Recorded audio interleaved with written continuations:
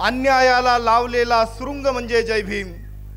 अन्यायाला लावलेला सुरुंग म्हणजे जय भीम। न्यायासाठी पत्कारलेला तुरुंग म्हणजे जय भीम। न्यायासाठी पत्कारलेला तुरुंग म्हणजे जय भीम। सर्व भीमसैनिकांना सविनय क्रांतिकारी जय भीम करतो। डॉक्टर बाबासाहेब आंबेडकरांनी हे जे संविधान लिहिलंय त्या संविधानाची जागर यात्रा या ठिकाणी संपूर्ण महाराष्ट्रात 36 जिल्ह्यांमध्ये 6,500 किलोमीटरचा प्रवास करून पूर्ण महाराष्ट्रात जाऊन जागर करत आहे।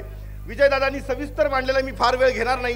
ताईंनी सांगितलं की मी आपल्यासमोर ठराव ठेवणार आहे आणि आपल्याला माहिती आहे की हे जे संविधान बदलाच्या सर्व अफवा पसरवल्या जात आहेत आणि एक चर्चा केली जाते की जी बाबासाहेब आंबेडकरांनी जे संविधान लिहिलं त्याच्यामध्ये जे स्वातंत्र्य, समता, न्याय, बंधुता ही तत्व फ्रेंच राज्यक्रांतीतून घेतली। पण मला या ठिकाणी सांगायचं आहे की डॉक्टर बाबासाहेब आंबेडकर यांनी ही जे तत्व घेतलेली आहेत तर ही भगवान बुद्धांच्या विचारांमधून घेतलेली आहेत। आणि भगवान बुद्धांनी काय सांगितलं की सब पापस्य अकरणं कुशलस्य उपसंपदा सचित्त परियोदनपणं येतेन बुद्धान शासन।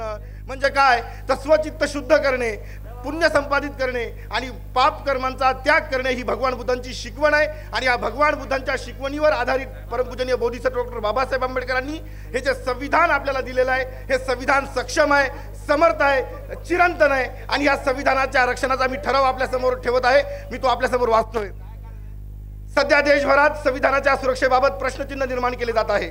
त्यामुळे लोकांमध्ये भ्रम निर्माण होत आहे। लोकशाही संपणार, हुकुमशाही येणार, मनुस्मृतीचं राज्य येणार असं कुठल्याही पुराव्याविना बिनबुडाचे व निराधार आरोप करणे सुरू आहे।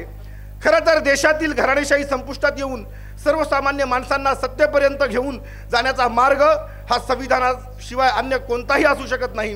देशात झालेल्या या परिवर्तनामुळे अनेकांचे धाबे तणाणले आहेत व त्यामुळे त्यांनी थेट संविधानाच्या अस्तित्वावर प्रश्न निर्माण करून संविधानाच्या सर्वसामान्यांच्या भावनांशी खेळ चालू केला आहे।